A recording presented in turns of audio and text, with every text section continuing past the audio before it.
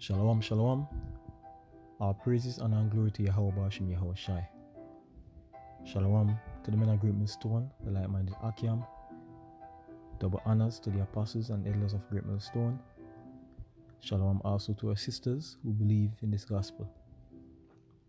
This is just a quick exhortation type lesson through the spirit and power of Yahweh Bashim Yahweh Shai. And it's entitled, Our Justice is Divine. Right? And as we know right now in this lifetime, especially, we're catching all type of hell in this truth, right? All different types of hell we're catching on a daily basis, right?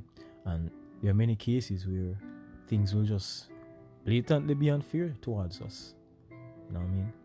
As we all should conclude by now, our battles should not be tackled with a carnal mind frame, as tempting as it is. And that's something that I've been learning, right? And it's important to remember, our ancestors and things that they've gone through and examples that are written for us in the scriptures, so we can have it as inspiration and pretty much as a model pertaining to what we should walk like, right? Pertaining to how we should walk. I mean, remember the 3 Hebrew boys who were thrown in the furnace, right? You can just get that account. The 3rd chapter in Daniel. I'm gonna read the whole thing, right? Just gonna read the whole thing. Alright, so this is book of Daniel, chapter 3. And it says, Nebuchadnezzar, the king, made an image of gold, whose height was 60 cubits, and the breadth thereof 6 cubits. He set it up in the plain of Dura, in the province of Babylon. Then Nebuchadnezzar the king sent to gather together the princes, the governors, and the captains, the judges, the treasurers, the counselors, the sheriffs, and all the rulers of the provinces, to come to the dedication of the image which Nebuchadnezzar the king had set up. You have to be a fucking proud person to do something like this, That's why the Lord humbling rascal later down. But anyways, then the princes, the governors and captains, the judges, the treasurers, the counselors, the sheriffs, and all the rulers of the provinces were gathered together unto the dedication of the image that Nebuchadnezzar the king had set up. And they stood before the image that Nebuchadnezzar had set up. Then an herald cried aloud, To you it is commanded, O people, nations, and languages, that at what time ye hear the sound of the cornet, flute, harp, sackbut, psaltery, dulcimer, and all kinds of music, ye fall down and worship the golden image that Nebuchadnezzar the king has set up. And whoso falleth not down and worship shall the same hour be cast into the midst of a burning fiery furnace. Hey, it's the level of pride. So you basically have this fucking image built, and you want people to bow down to this image and worship it. You know what I mean? For what I don't know. Pride, I guess. Just pride. Therefore, at that time, when all the people heard the sound of the cornet, flute, harp, sackbut, psaltery, and all kinds of music, all the people, the nations, and the languages fell down and worshipped the golden image that Nebuchadnezzar the king had set up. And you see, I just want to point out something. There's always that desire in humans to worship, humans have this sheep-like mentality where, we see it necessary to give, praises, to give worship unto something that is higher than us. You understand? So at the end of the day, unfortunately in this world, we have, different forms of idolatry running rampant. People worshiping different deities and, things. But we know the true power is Yahweh, Bahashem Yahweh Shai. That's the true God of the universe, and that's the God of the Israelites, right? That's who we worship. Wherefore, At that time, certain Chaldeans came near and accused the Jews. They spake and said to the king Nebuchadnezzar, O king, live forever.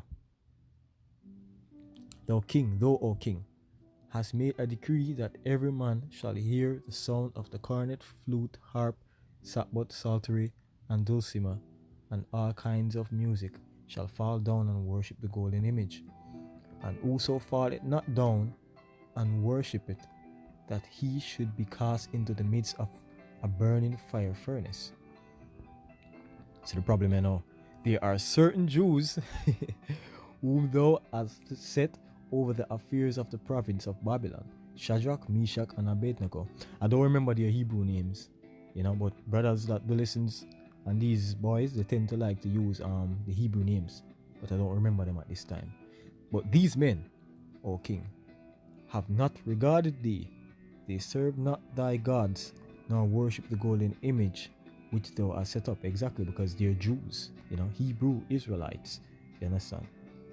We have a reputation for not buckering or not wavering when it comes down to to worshiping other gods. At least certain men. You understand? Certain men, right? Because for the most part, a large majority of Israel went off in idolatry a lot, But these men now, these devout men, took Yahweh. You know what I mean? They're now getting ready to catch hell from these, from the Babylonians, led by King Nebuchadnezzar, right? Because during this time, the Israelites were under the Babylonian captivity. So he pretty much had free reign to do whatever the fuck he want to do. This King Nebuchadnezzar character, wicked. Then Nebuchadnezzar, in his rage, you see that? Pride. Because the fact that these men don't want to worship your image that you built up, it's sending in a fits of rage. Which is proud. You understand me I say? In his rage and fury commanded to bring Shadrach, Meshach, and Abednego. Then they brought these men before the king. Nebuchadnezzar spake and said unto them, Is it true, O Shadrach, Meshach, and Abednego? Do not ye serve my gods, nor worship the golden image which I have set up? Now, if ye be ready, that at what time ye hear the sound of the cornet, flute, harp, sackbut, psaltery, and dulcimer, and all kinds of music, ye fall down and worship the image which I have made. Well, but if ye worship not, ye shall be cast the same hour into the midst of a burning fire furnace. And who is that God that shall deliver you out of my hands? This is really spiritual to me right now, because you see, right now we're living under Babylonian captivity, modern day Babylonian captivity, and it's the same fucking image, the image of the beast is set up in this time for us. You understand? And there's an hour that we're gonna have to endure. You see that? So nations do reincarnate. But anyways, that's for another lesson. Shadrach, Meshach, and Abednego answered and said to the king, O Nebuchadnezzar, we are not careful to answer thee in this matter. Man, they must set it straight. If it be so, our God whom we serve is able to deliver us from the burning fire furnace, and he will deliver us out of thine hand, O king. But if not, be it known unto thee, O king, that we will not serve thy gods, nor worship the golden image which thou hast set up. Then was King Nebuchadnezzar full of fury, pride overtook him again, and the form of his visage was changed against Shadrach, Meshach, and Abednego. Therefore he spake and commanded that they should heat the furnace 7 times more than it won't be heated. So he turn up the fire now in the furnace 7 times hotter. And he commanded the most mighty men that were in his army to bind Shadrach, Meshach, and Abednego, and to cast them into the burning fire furnace. Then these men were bound in their coats, their hosen, and their hats, and their other garments, and were cast into the midst of the burning fire furnace. Therefore, because the king's commandment was urgent, and the furnace exceeding hot. The flame of the fire slew those men that took up Shadrach, Meshach, and Abednego. So the fire so hot, it killed even the man them what threw them in. Right? And these 3 men, Shadrach, Meshach, and Abednego, fell down bound, them tie up, into the midst of the burning fiery furnace. Then Nebuchadnezzar the king was astonished, right? He was astonished and rose up in haste and spake and said unto his counselors, Did not we cast 3 men bound into the midst of the fire? They answered and said unto the king, True, O king. He answered and said, Lo, I see 4 men loose, walking in the midst of the fire, and they have no hurt, and no form of the 4th, and the form of the 4th is like the son of Yahweh. Then Nebuchadnezzar came near to the mouth of the burning fire furnace and spake and said, Shadrach, Meshach, and Abednego, ye servants of the most high power, come forth and come hither. And Shadrach, Meshach, and Abednego came forth of the midst of the fire. And the princes, governors, and captains, and the king's counselors being gathered together, saw these men, upon whose bodies the fire had no power, nor was an hair on their head singed. Neither, see that, were their coats changed, nor the smell of fire had passed on them. Yet another miracle, the power of the universe to that. Yahweh Bashim Yahweh Shai. Then Nebuchadnezzar spake and said, Blessed be the power of Shadrach, Meshach, and Abednego, who had sent his angel and delivered his servants that trusted in him, and have changed the king's word, and yield their bodies, that ye might not serve nor worship any god except their own power.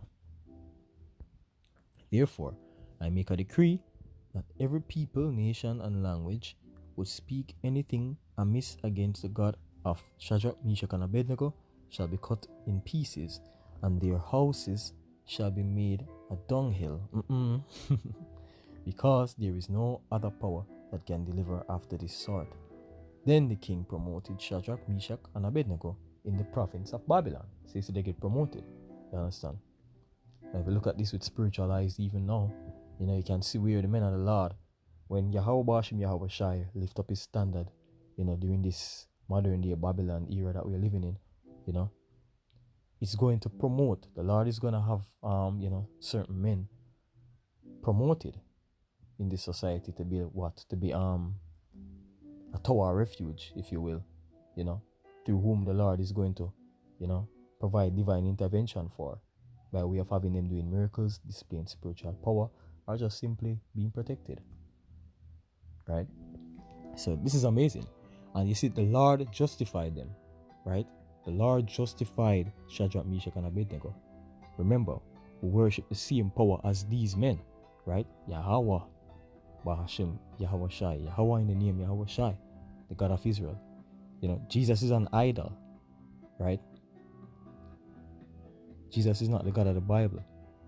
We can't stress that enough. And this is why faith is important, because it provides us with concrete reassurance that the Lord is going to vindicate us through our situations in due time, right? So there's no need to be hasty. You understand? Just like I used to be with a chick. She cheated on me, and I went and I said a prayer in the garden, in my yard. And, days after, she got a job interview. And it turned out that the job interviewer was always stalking her. So he set up a fake interview, right? And he had her raped for 2 minutes. She said, 2 minutes. So she got raped by a so-called job interviewer, right? Who was lusting after her for 2 minutes. And that was her judgment, right? That was one of the things that made me understand, fully the power that I serve, right? We can get another account. Don't want to make this video too long. Another account, touching on divine justice. 2 Kings. That's to the point. Second Kings chapter 2 verse 23 and 24. This is speaking on Elisha, right? Just getting to the point. And he went up from thence unto Bethel, and as he was going up by the way, there came forth little children out of the city, and mocked him, and said unto him, Go up, thou bald head, go up, thou bald head. So they are mocking him. He had hair loss, and they were teasing him about it. Teasing one of the prophets of Yahweh, right? This is Elisha. And he turned back and looked on them, and cursed them in the name of the Lord. And there came forth 2 she-bears out of the wood, and tear 42 children of them. So 2 bear come kill 42 of them, right? Just like that. You understand? The Lord vindicated him. That was justice, right? You see?